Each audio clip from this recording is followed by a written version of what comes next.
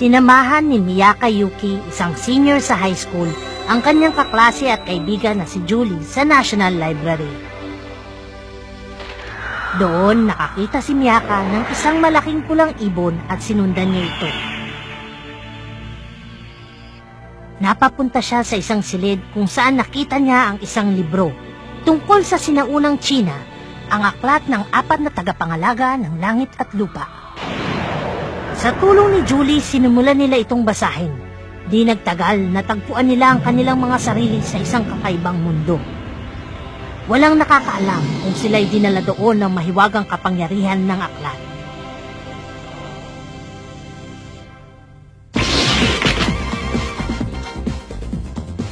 Sa mundong yon, nakilala nila ang isang binata na may tatak ng halimaw sa kanyang noo. Nagtuloy sa syudad ng Conan si Miyaka upang hanapin si Julie. At sa ikalawang pagkakataon, tinulungan siya ng binata. Ang hindi niya alam, nakabalik na si Julie sa kanilang mundo. Ang dalaga sa banal na templo ng Suzaku.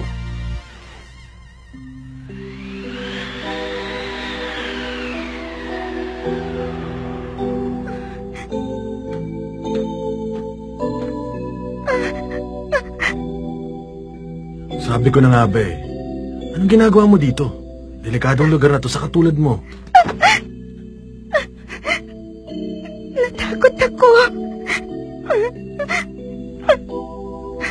Huwag kang mag-alala. Pinalis ko na sila. Ligtas ka na ngayon. Siya nga pala, hinahanap mo raw ako? Oo. Itatanong ko lang sana kung alam mo kung nasan si Julie. Julie? Oo, yung babaeng kasama ko nung nagkita tayo. Sinundan ka niya, hindi mo ba alam yun? Ewan ko. Patay! Paalam. Sandali! Ay! Seryoso ako! Hindi ako nakikipaglokohan sa'yo! Hindi kita makakawalan hanggat hindi mo sinasabi sa akin kung nasan si Julie! Suko na ako! Sasabihin mo na sa akin? Sige na, sabihin mo na. Saan mo ba talaga dinala ang kaibigan ko? Hindi ko alam sabi. Teka! Bumalik ka rito! Hindi pa ako tapos sa'yo!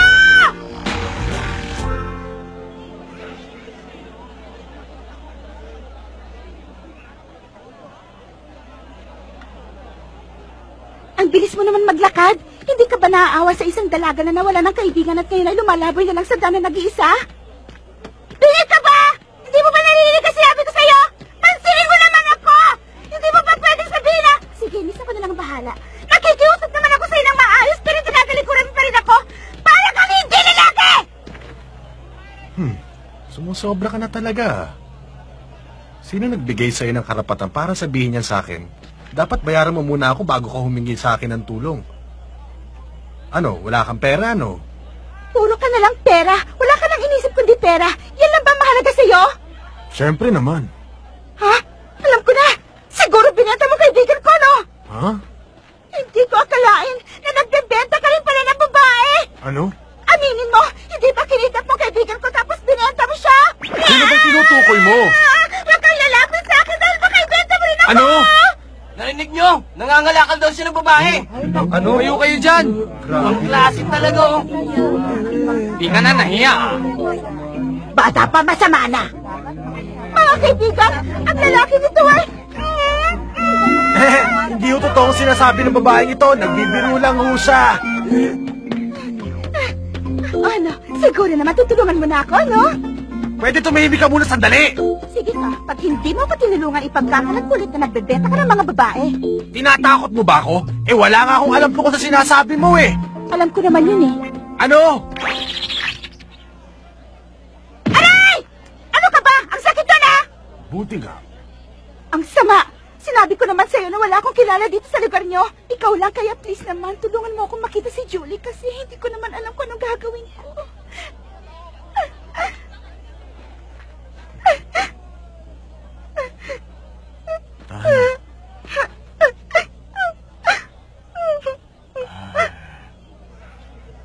Masyado kasi ako maraming ginagawa, kaya hindi kita matutulungang hanapin ang kaibigan mo.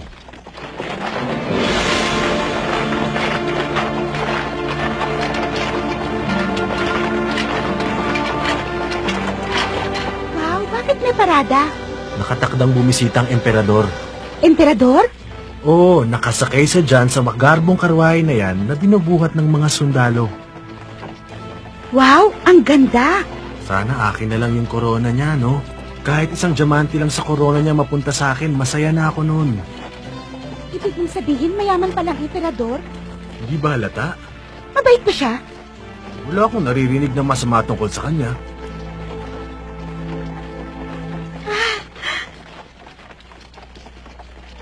Alam ko na ngayon kung paano mo ako matutulungan.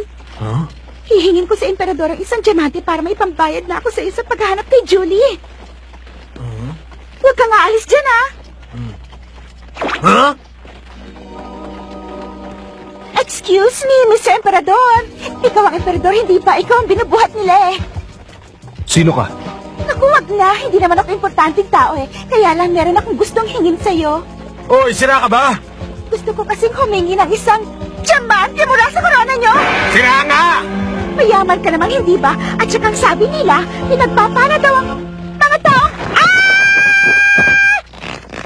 Oo! Ingat! Aray, ang sakit. Babae! Sinong nagbigay sa'yo ng pahintulot na kausapin ng emperador? Tumayo ka nga dyan at harapin ang espada ko! Ha? Sorry, hindi ko alam. Pero bakit ko kailangan humarap sa espada mo? Isa kang pangahas! Ah! Ano yun? Masyado mausok! Wala akong makita! Nasisiraan ka na ba? Gusto mo ba talagang malibing ng buhay? Kasi, ano? Sige na nga, huwag ka nang umiyak. Tutulungan na kita. Ngayon lang ako nakakita ng babaeng katulad mo eh. Hindi ka nagpipiro? Oo. Ako si Sukishuku, pero mas kilala ako sa pangalan Tamahomi. Tamahomi? Ako si Miyakayaki. Paano ba kita mapapasalamatan? Huwag ka mag-alala, alam ko kung paano.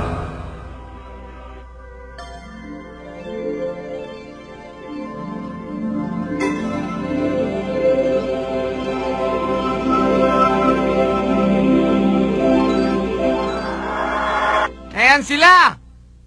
Ang mga hangal! Humanda kayo! Dakpit sila!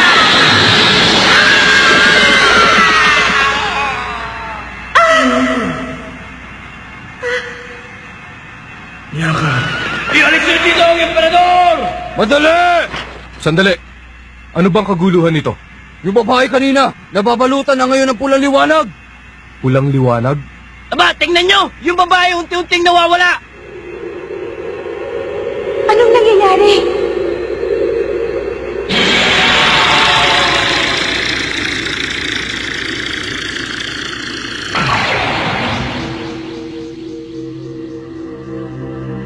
Hindi nagtagal ang dalaga ay nabalutan ng pulang liwanag.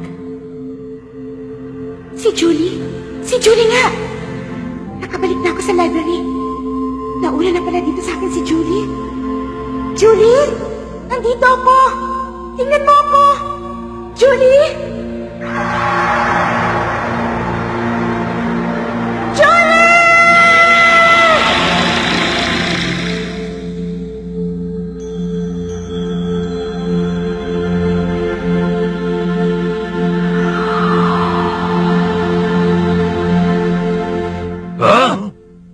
Gwardya! Oh! Dakpin niyo ang babaeng yan. Pati na rin ang kanyang kasama. Miyaka, ikaw ang...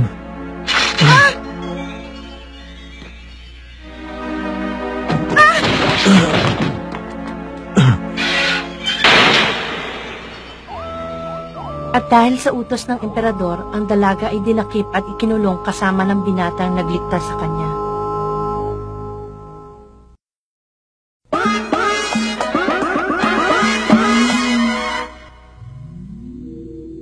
Julie! Mabuti naman at nakabalik ka na! Sabay tayong kukuha na exam sa UP, hindi ba? Ha? Kaya lang, hindi pwede. Mama! Kasi hindi ka naaabot niya. Masasali! Huwag ka kumalis!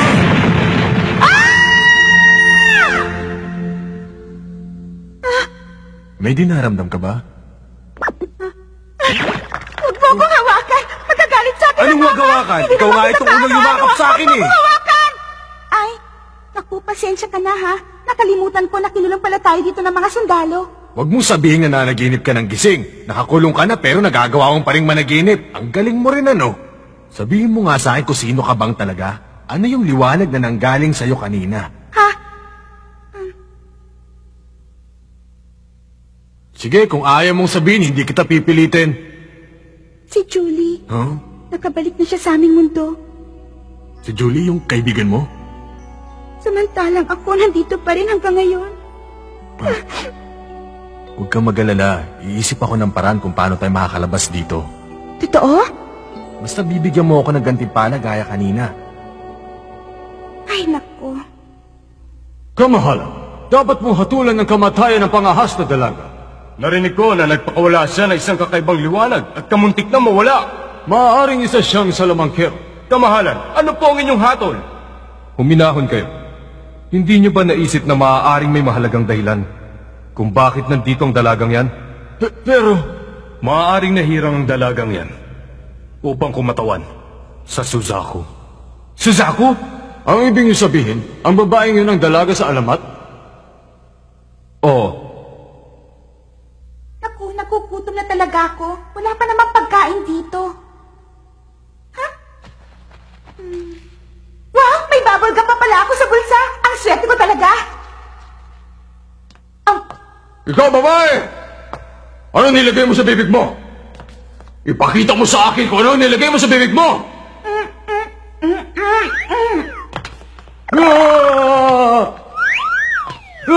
Lumayo ka sa akin!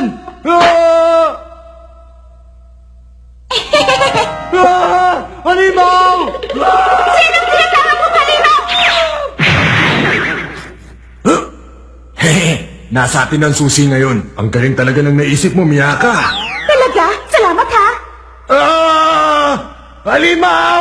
Saklalo! Kanina pa ako napipika sa taong to ah.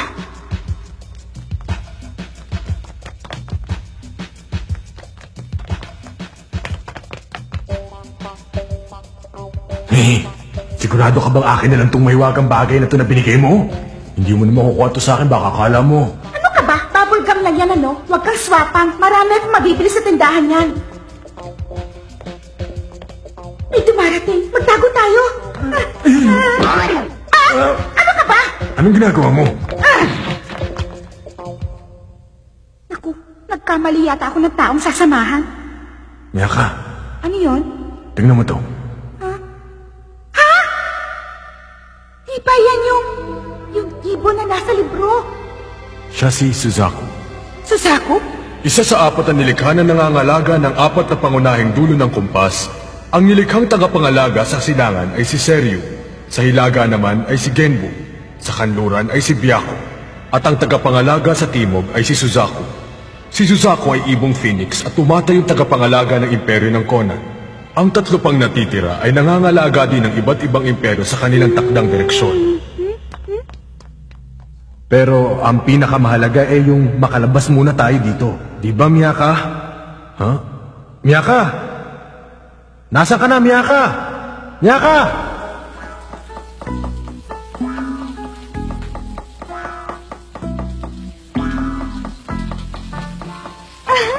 Bon appetit. Wow! Busog na ako. Para ako nakarating sa langit. Ang sarap kasi nilang magluto dito. Hindi ka mawawala ng gana. Patay! Nawala ko si Tamahome! Anong gagawin ko? Nasaan na kaya siya? Saan ako pupunta? Naligaw na yata ako. Hindi ko na alam kung saan ako nanggaling. Tamahome, nasan ka na?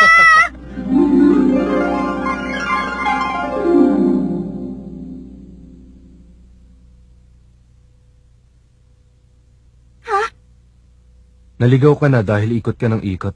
Nandun ang tarangkahan ng palasyo. Makakalabas ka na pag nalampasan mo ito. Ha? Salamat ha? Ikaw yung babaeng hinuli nila kanina, hindi ba? Tama ako, hindi ba? Sabi nila naging magaspang daw ang kilos mo sa harap ng emperador. Hindi ko alam ang sinasabi mo. Sa totoo lang, nakikiraan lang ako sa bakuran mo. Sige ha, aalis na ako. Huwag kang mag-alala. Kakampi mo ako. Hindi kita ipapahamak sa mga sundalo. Magtiwala ka sa akin. Sigurado ka? Nakakainis naman. Nasaan na ba yung babaeng yun? Patay! Huminto ka! May espiya! Hindi nyo abulin yan! Gusto mo siyang makitang muli? Oo, kasi kasalanan ko kung bakit siya nakulong eh. Hindi naman ako makakabalik sa mundo ko kung hindi ko siya mapapatakas. Konsyensya ko pa yun. Sa mundo mo? Ang ibig mong sabihin, hindi ka nakatira sa mundong ito, kundi sa iba pang mundo. Oo, sinabi ko na nga ba hindi siya maniniwala sa akin eh.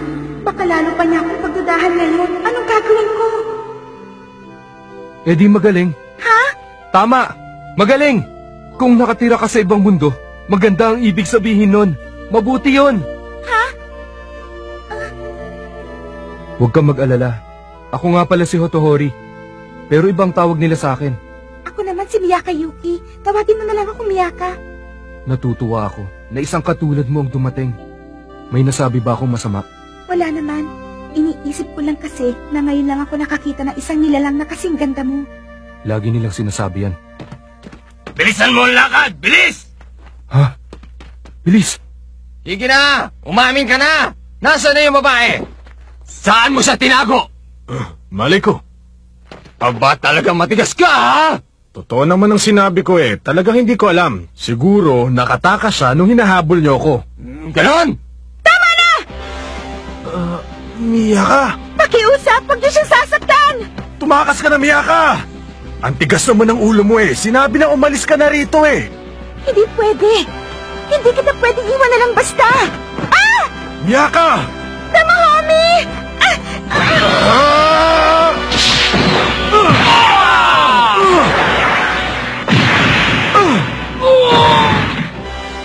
Makinig kayong lahat. Kapag sinaktan niyo ang babae ito, mananagot kayong lahat sa akin! Tama na! Magsitahimik kayong lahat! Hindi niyo sila maaaring saktan ng hindi ko pinahintulutan. Maliwanag! Teka, sino naman yan? Yan ang emperador! Kamahalan! Ikaw yung totoong... Kamahalan! Si Hotohori ang emperador? Bakit emperador? Di ba dapat imperatrice? Sira, hindi mo ba alam na lalaki siya at hindi babae? Ay, ganon? Magbigay galang ka na lang sa kanya. Iyuko mo ang ulo mo. Oh, Wala nga akong makapa. May mahiwagang bagay na nasa ibabang bahagi ng katawan mo. Pwede ba huwag ka nang magsalita? Patawarin mo ako, Miyaka. Hindi ko sinasadyang dayain ka. Nagawa ko lamang yun dahil gusto kitang makilala ng personal. At napatunayan ko na hindi ka kalaban o masamang tao. Eh di kung ganon? Huwag kang mag-alala. Hindi kita sasaktan. May hihilingin lang ako sa inyo. Makinig ka, Miyaka. Maaari mo bang iligtas ang aming imperyo? Ayon sa kasulatan, kapag ang imperyo ay nalagay sa gitna ng panganib, isang dalaga mula sa ibang mundo ang darating. Magliligtas sa buong imperyo sa pamamagitan ng kapangyarihan ng Suzaku. Pasensya na kayo pero ibang tao yata ang tinutukoy nyo. Kasi estudyante lang ako at aksidente lang ang nangyari kaya ako napunta dito. Pero, ayaw mo bang mapunta sa iyong kapangyarihan ng Suzaku? Wala ka bang gustong hilingin? Hilingin? Ito ay alamat ng isang dalaga na pinagkalooban ng iba't ibang uri ng kapangyarihan. Natupad ang lahat ng kanyang kahilingan nang makuha niya ang 7 tagapagtanggol ng Suzaku. Ang alamat ay isang orasyon. Ang sino mang makatapos sa pagbabasa nito ay mabibiyayaan katulad ng babae sa alamat. Eh di magiging bida na ako at matutupad ng lahat ng kahilingan ko. Pwede na akong maging kasing sexy ng mga supermodel o kaya maging popular sa mga boys. O kaya maging malakas para matalo mga bastos sa lalaki. O kaya kumain ng paborito kong pagkain araw-araw. At isa pa, magkakapasa na ako ng kahit sa eskwela gusto ko! Kahit anong lingin mo matutupad, mapapasaya ang buong mundo kung gugustuhin mo, Miyaka. Gagawin ko! Gagawin ko! Gagawin ko! Ako na gawin ni Suzaku! Ito na ang pagkakataong pinaghihintay ko! Kung ganon, narinig niyong lahat. Ang dalagang ito ang magkakamit na kapangyarihan ni Suzaku, ang magliligtas sa imperyo, ang dalaga sa banal na templo!